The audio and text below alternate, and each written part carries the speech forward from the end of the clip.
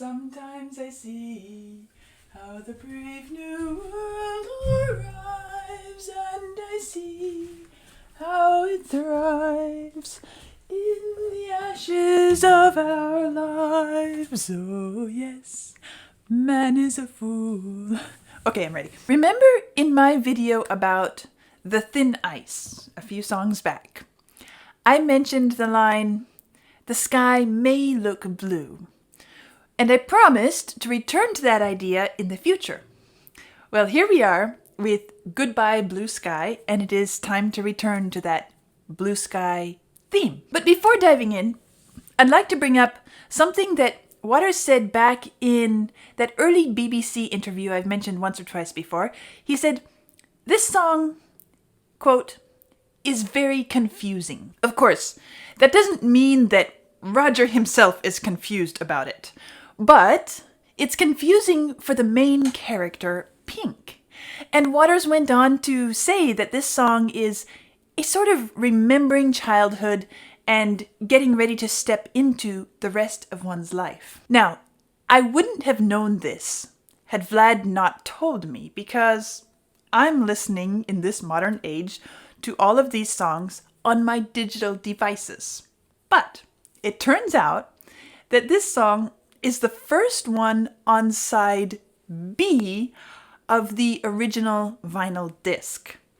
So then it makes sense to me to think of it as a sort of summary, a review of the childhood era that was covered on side A before launching into the next new territory. In my first listen, I said that it sounded incredibly innocent and peaceful, although it had those deep undertones, which could be interpreted as something dark, but mainly I was impressed with how it feels as if we are pleasantly riding along the current, oblivious to any danger coming ahead. It doesn't feel like we've lost sight of the blue sky yet, just maybe waving goodbye if we know that it's time to say goodbye. But now, having spent more time with it, I have picked up some more of the darker elements which were not immediately obvious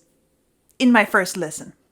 And in fact, this song harks back to the Battle of Britain during August of 1940, when the Luftwaffe made wave after wave of attacks on British ports and air defenses during that month. According to one account, in that August of 1940, as many as 1,500 German aircraft crossed the channel daily, blotting out the sun as they flew towards their British targets.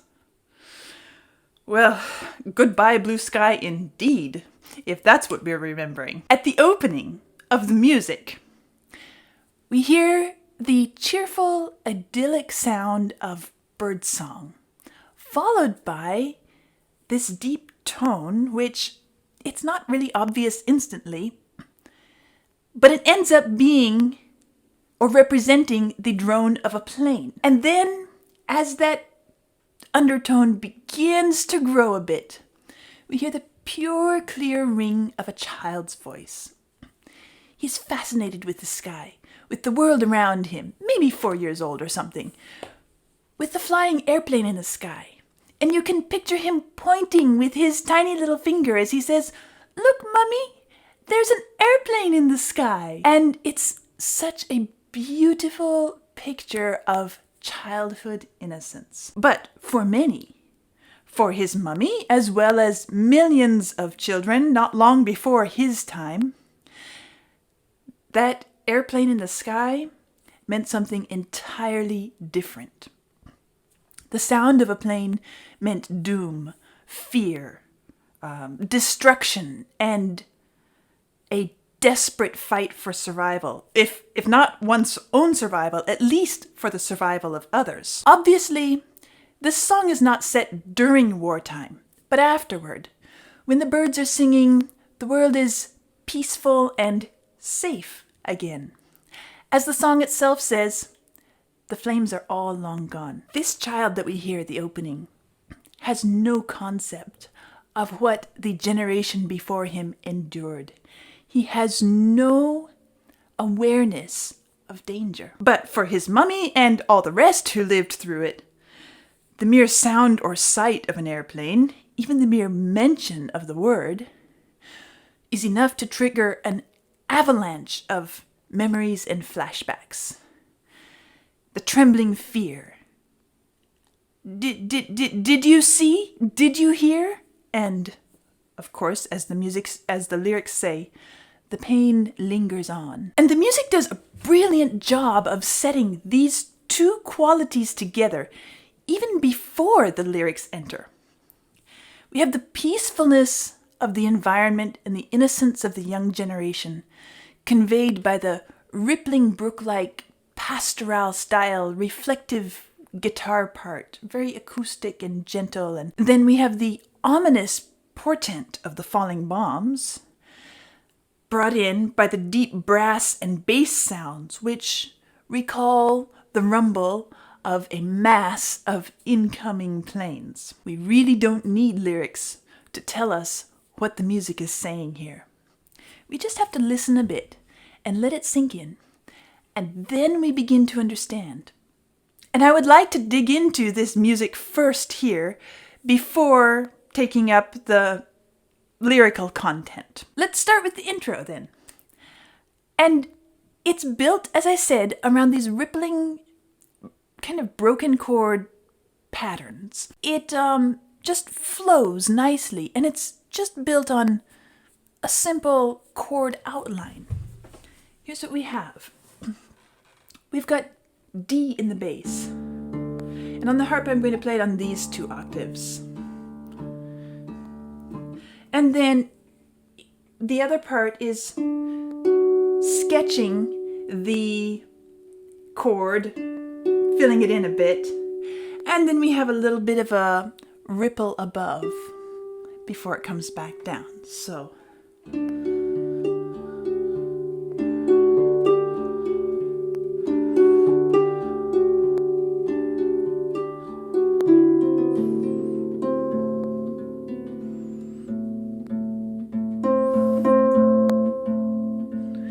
and you can hear how it's not really melancholy, not really dark.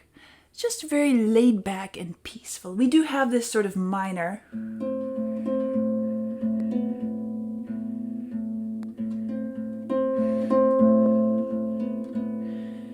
quality there. So it's not perfectly bright and happy, but at the same time, yeah, we're built around this sunny blue sky quality. And then there is one moment in this intro where there's a little, what I'm going to call chromatic rise, which foreshadows something which comes later in the lyrics, and I will point it out later, but it's the place where it says, the pain lingers on. But here's what's happening. We have this ripple going on, and all of that. And then, as you listen to the music, you will hear that at some point, the melody goes from, and then it starts to rise here, and then a little higher, and then we end up here. And that little bit of a bum, bum, bum, bum is what is a foreshadowing of the pain lingers on later. Then, of course, the music goes along, and the next thing we hear coming in is the voice, not with words, not with lyrics. It's just on the ooh, and it happens right here.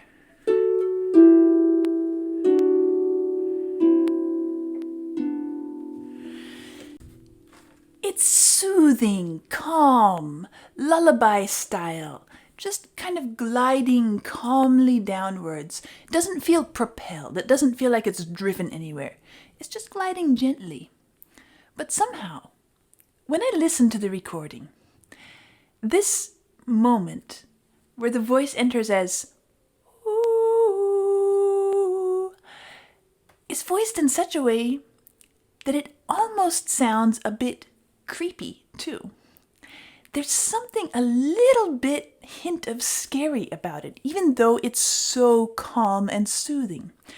And we begin to understand that whatever is going to be sung about, there's this frightening other side to it. Something that we will need to dig for if we are going to discover it in the music. Now, the next thing I want to point out is when the lyrics enter and the voice is, did you? That sort of stuttering, which we could say is maybe like a machine gun firing, although it's not that fast. I tend to think of it more as being somebody frightened, somebody shaking with fear. Did you? But there's something musical that I want to point out there as well. There's a semitone relationship. Now, what I mean by semitone is the closest possible set of notes which can be played side by side on an instrument like, say, piano, harp, guitar. Distinct notes. Like this. I'm going to play it up here, actually. Did you? And you hear what happens if we're listening carelessly to the song. We might not actually notice because it's a very subtle relationship. These two notes side by side. And so we might think that it's going, did you see the frightened ones? But then if you listen a bit more, you start noticing, did you see the frightened ones? There's a little bit of a descent on a couple of those, very close. And it's that, what I'm calling a semitone distance apart. Listen to it in isolation. Does that remind you of anything else? What if I take it up just a little bit to here and listen what I'm doing? You hear what that is? Everybody recognizes it. Now, why do I put the two side by side? It's because they both have the same relationship, note-wise, semitone. And that relationship does something. It propels us forwards. It makes the music drive itself forwards. And it also gives this sort of dissonant, uncomfortable quality. That's why it propels us forwards. Maybe we think this sounds oh so peaceful. But the truth is, if we just go like this, it never rests. It never gets comfortable. We have to go and escape it. Now, in this song, did you see the frightened ones? We don't really escape that dissonance, that clash between the two. We're sitting here between them. Did you hear the falling bombs? And it builds this suspense and this feeling of discomfort. And then going on, did you ever wonder? I enjoy this line in the music. To me, it's incredibly musically satisfying. It's this long descending line. Did you ever wonder? And it goes on and on, down, down, down, down, down, down, down, and then it bounds up like a plane diving in. It's an inevitable decline. It's hardly a decline. It's an incline, driving downwards, unable to stop until its arrival point. And at that point, there's the rebound. But I want to talk about how they get this drive downwards in the music, because it makes use of something that I am going to call suspensions. Now, if I'm going to get super technical, I might not call it quite a suspension, but I'm going to call it a suspension here because it is essentially a kind of suspension, and it fits in the suspension category. And this suspension technique is something that in classical music is used to incredible effect many times over. But here I want to show you what's happening. So a suspension. What is a suspension? Let's get that established. So let's say I am playing a chord. Let's make it, let's say it's a D major chord. These 3 notes. All right. Now let's say that I am now going to move to an A minor chord right here. All right.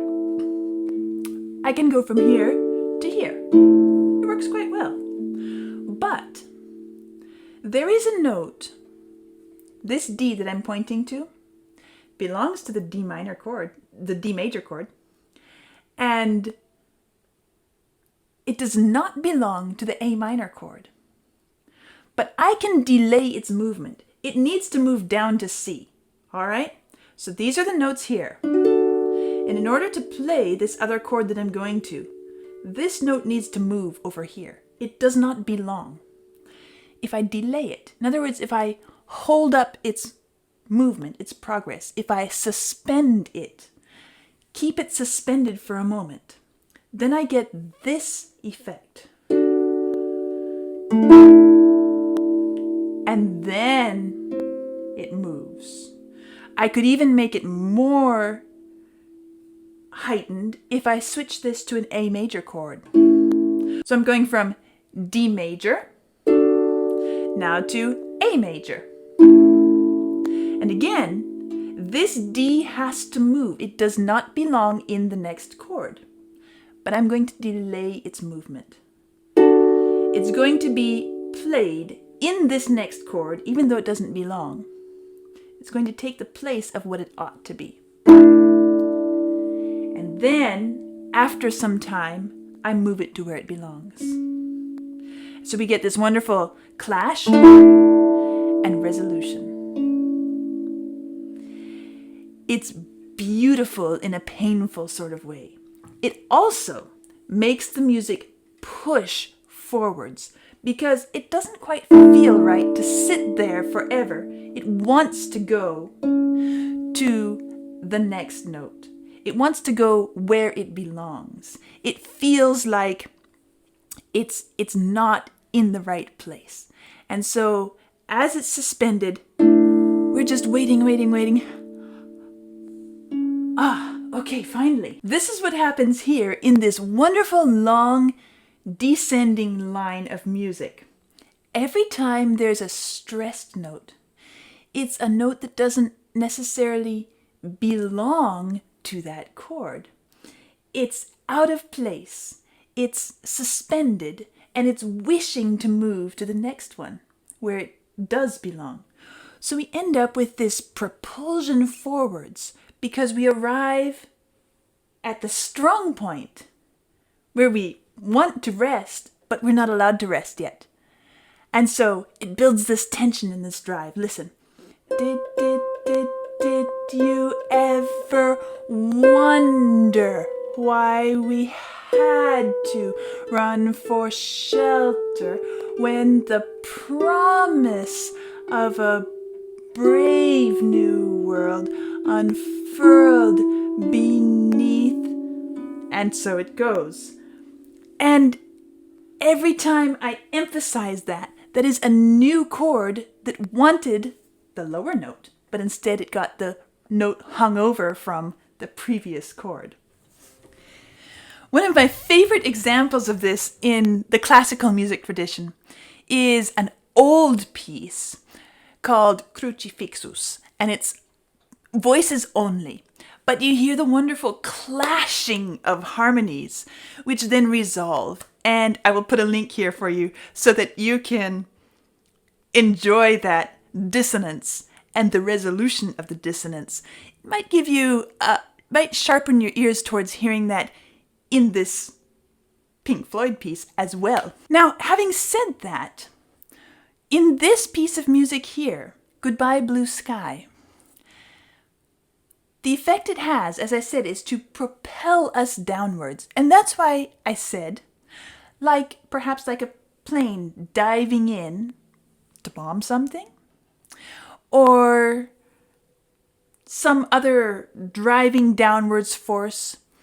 Interestingly, when we get to the bottom, we've built up so much harmonic momentum that when it goes to da-dum-bum, it feels like a ball bouncing and rebounding upwards. You can almost imagine it continuing to bounce and roll until the energy is fully disintegrated and the ball comes to a rest. Now that brings me to another thing about this music. Nearly every line of this song starts at its highest point and descends from there.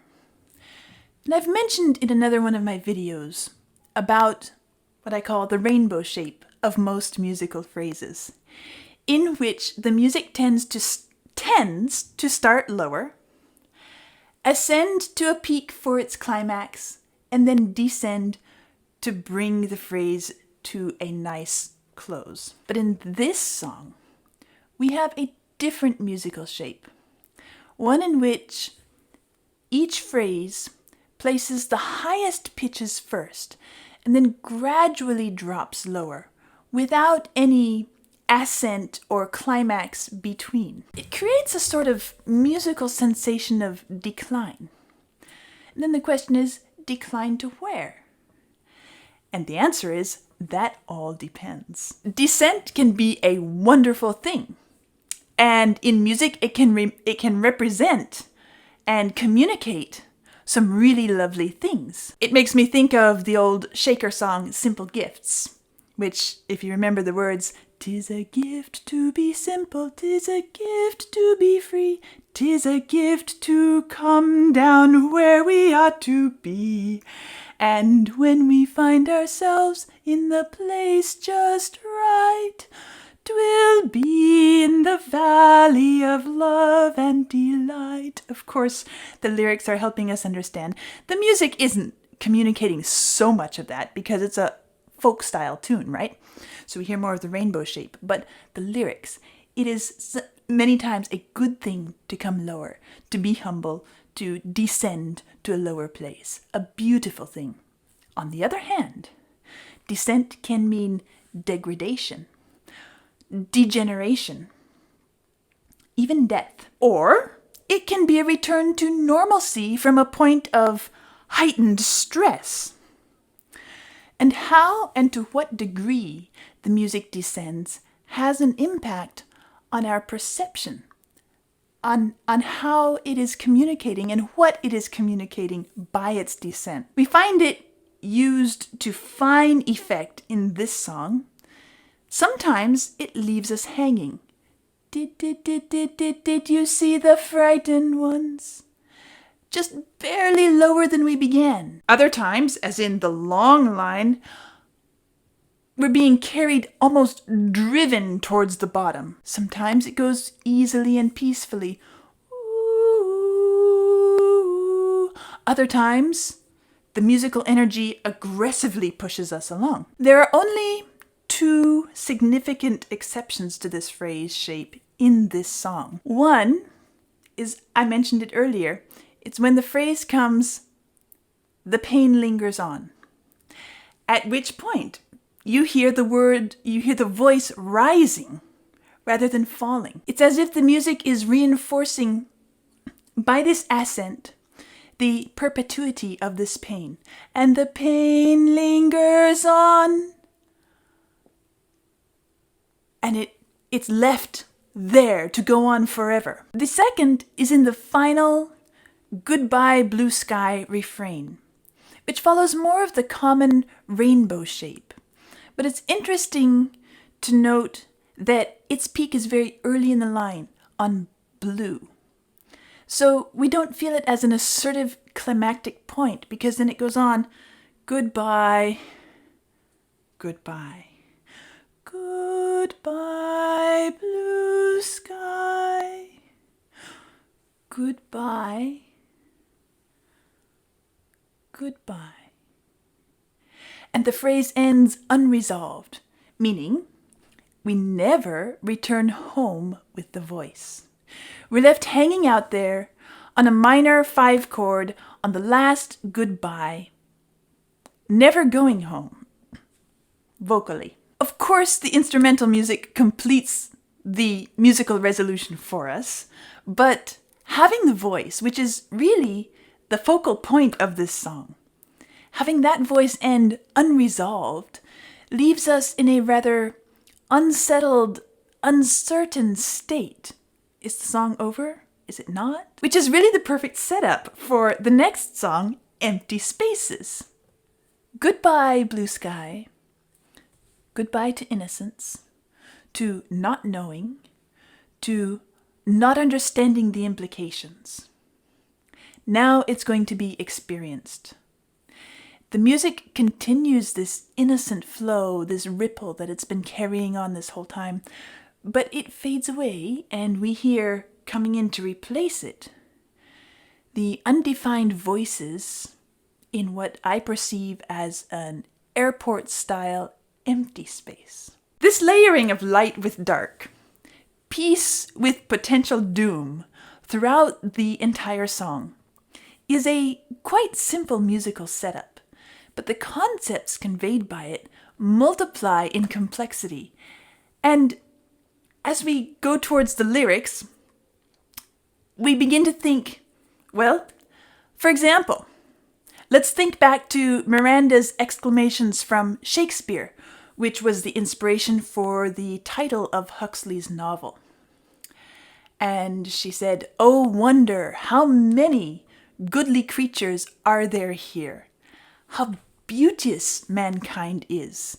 Oh, brave new world that has such people in it." And remember the irony of this awe and wonder, since innocent Miranda had no clue how evil these people, these creatures were. Which makes us think back to the child in the song. "Look, Mummy, there's an airplane." And it pushes us towards thinking of Huxley's novel, in which everyone is kept in a state of calm and innocence, but there is this sinister, dark side to that state. This line, "The promise of a brave new world unfurled beneath the sky," not only looks back to the period before Great Britain entered the war, when so many clung to a vision of peace and non-engagement in the conflict going up on the continent, but also suggests that the generations following the war, symbolized by the child's voice, are also at risk of falling asleep, blind to the dangers around and ahead of them, of us. Comfort is not necessarily good. I find it fascinating that Pink Floyd were not the only ones to make use of this phrase at this time. Remember ABBA's lyrics in Happy New Year? Sometimes I see how the brave new world arrives, and I see how it thrives, and it goes on, you know the words. Incredibly, I was amazed when I found this out. Both the Wall album and Happy New Year were published almost exactly at the same time. They both came out at the end of 1979. Now, I wasn't born yet, so I don't know much about what people were thinking about in their everyday and what they were discussing at that time, but I get the sense that Aldous Huxley's 1932 novel must have felt incredibly relevant to a lot of people during that era. Either that, or we just happened to have two completely different musical bands from different parts of the world referring to the same thing coincidentally. But I'm going to assume, that people felt there was something relevant in the novel. And so, if we look beyond the references to World War II in this Goodbye Blue Sky, we begin to see implications for our time and for the future. And to be reminded that this new world comes with a cost. Is the cost too high? And looking back across the acres of graves marked with crosses, which we saw in the movie of Goodbye Blue Sky, and remembering the ultimate sacrifice offered by so many, let's also remember to look ahead. For example, playing off of Huxley's novel, let's take technological development, which today is far more advanced than either Huxley's day or even when The Wall came out in '79. Some of its consequences include the shorting out of personal interaction and relationships, which of course leads to alienation, which of course is a theme of this entire album, as well as to the destruction of this planet, which of course is another theme which is being dealt with in this music. Can we keep only the good technology and get rid of the bad? No, because there's no such thing as the good and the bad technology, but only good and bad uses of it. Plastic, dynamite, Teflon, nuclear capacities, we can choose anything. Fossil fuels, we can go on. Is the animation in the movie meant to be foretelling the future as well? Because when I watch this movie, with these creatures, with their faces strangely covered by gas masks, interestingly, not the masks which we saw earlier in the movie. Now they're gas masks, but still they're faceless. Reminds me of movies which foresee a future in which the entire planet is burned, and probably a lot of you have watched way more of those type of movies than I have, but I've seen a few. With only a few survivors adapting to the new conditions, to the new, not really brave, world. And what about less concrete advancements?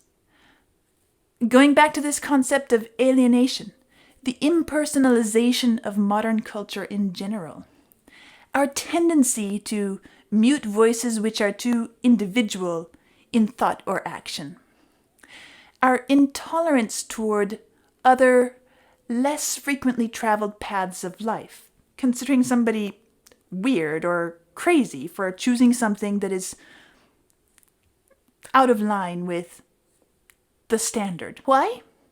Because we all as humans have a tendency to attempt to maintain peace at all costs.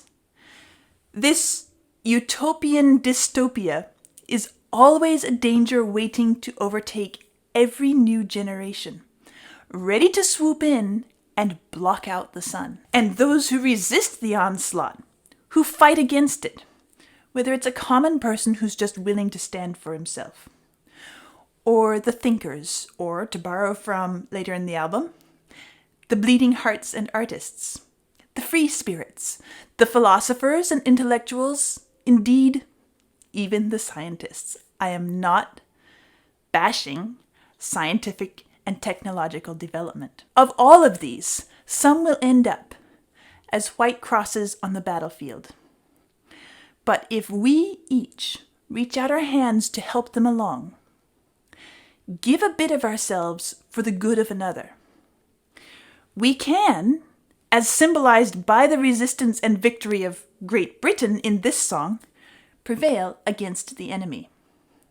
And I hope that we all do just that. Now, going back to the blue sky of this song, does such a thing even exist?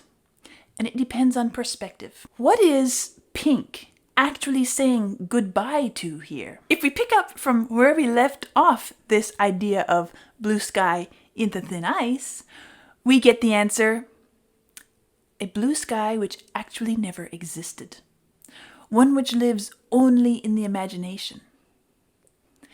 A chimera. Because the sky may look blue, but according to side A of this album, it is not. The war took his father away. Society does not understand him and cannot help him. School is nothing but a brainwashing system which condemns and punishes him for any manifestation of his own personality. And even the closest person, his own mother, is, at the end of the day, another brick in the wall. So, just as the song warned, the thin ice warned, the sky may look blue. But now, a crack appears under your feet. And what happens next? the empty spaces, as you slip out of your depth and out of your mind, with your fear flowing out behind you as you claw the thin ice. But we are not quite to that point yet. Right now, we arrive at his conclusion about the first part of his life. The ice cracked, and there was never a blue sky. Maybe it looked blue, but that was all an illusion.